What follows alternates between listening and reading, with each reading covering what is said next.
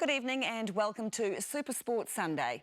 Dean Barker won't be making a decision on his sailing future just yet after failing to guide American Magic beyond the Prada Cup semi-finals.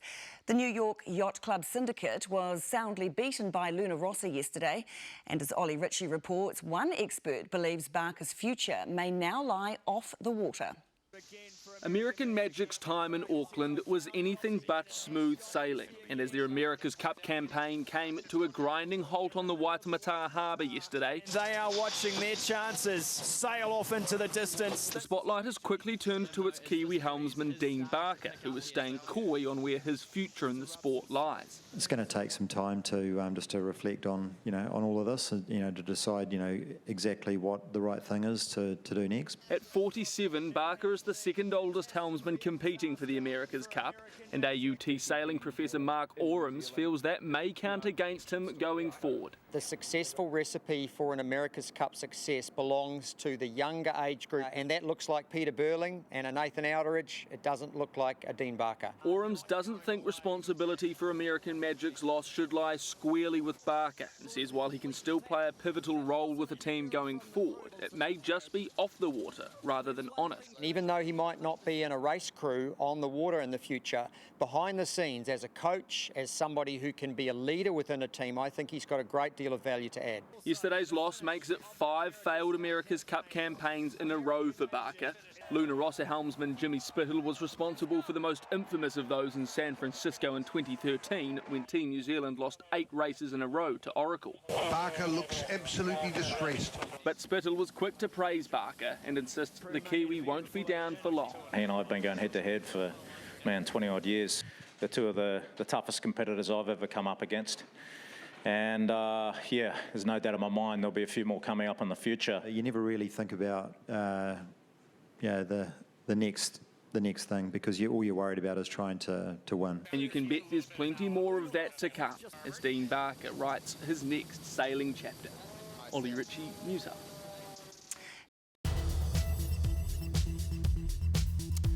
Nau mai, ki ngā kōrero hakinakina o te wā. Welcome to sport. And Kiwi sailor Dean Barker says he'll take some time to reflect before working out if he has a future in the America's Cup. While a lot of focus has been on Barker, experts say one person alone isn't at fault for American Magic's unsuccessful Cup campaign. Kimberly Downs reports. It's hardly surprising that movement at American Magic's base today was limited. A lone team member washing down jackets as they come to terms with their abrupt America's Cup exit. It's bloody hard, to be honest. That losing feeling one Dean Barker's painfully accustomed to after yet another America's Cup campaign failure over the last 2 decades. Raising the inevitable question, what does this mean for his future? With these things, you never really think about the next thing, because all you're worried about is trying to win. It's going to take some time to just to reflect on on all of this, and to decide exactly what the right thing is to do next. One expert we spoke to today said the 47-year-old will have a future in the Cup, but it's likely his time at the helm is done. Another believes it depends on who wins this edition and what class the next boats will be. We're all getting a little older, and it's a young man's sport. America's Cup Hall of Famer Tom Whiddon was once Dennis Connor's right-hand man. He says any talk of Barker being solely at fault is wrong. There are 130 people over there, and every one of them has a job. And personally, I think, if Terry Hutchinson was put in a position on board that he could have helped him a little bit more at the start, I think that would have been advantageous. As for what Barker's longtime rival thinks of what's in store... He and I have been going head to head for 20 odd years since we both started in this game, so there's no doubt in my mind there'll be a few more coming up in the future. Though Jimmy Spithill does have a more urgent focus. Now Ineos, boys. We'll be putting the hammer down, and we'll be doing everything we can to come out and get some payback on the Poms. But as we know, talk is cheap in the America's Cup, and in Ineos Team UK, a much sterner challenge awaits. Kimberly Downs, One News. Now, the other key question after the weekend sailing, will the famous and storied New York Yacht Club be back next time? Funded by billionaires like Amway owner Doug DeVos and American motor racing guru Roger Penske, the Magic Challenge spent at least $150 million on the failed campaign. It's a tall order to find a few wealthy enough, passionate enough individuals to do the seed money early enough to make a credible campaign. Tom Whiddon says in the next Cup he'd like to see reduced costs and also more nationalistic teams, which he says Team New Zealand are leading the way on. With a break. Record numbers of sailing fans around the world are tuning into the America's Cup, with international viewing figures breaking records already. And it's been helped by New Zealand production companies pushing the boundaries of what's possible both on the water and off it. Almost as exciting as the racing has been watching the dance of the helicopters.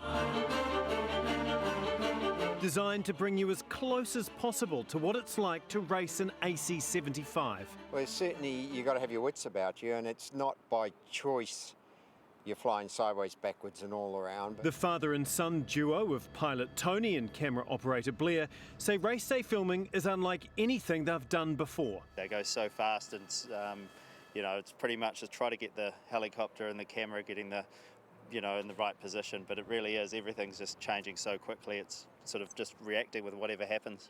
They're a vital cog in the $38 million television production, $13 million of which is taxpayer money. 200 countries have picked up the international feed, and it's turning heads. Got the latest in technology of camera systems. You got 2 helicopters on it. You got the best in the world in linking gear. You're working with the best of people in their fields.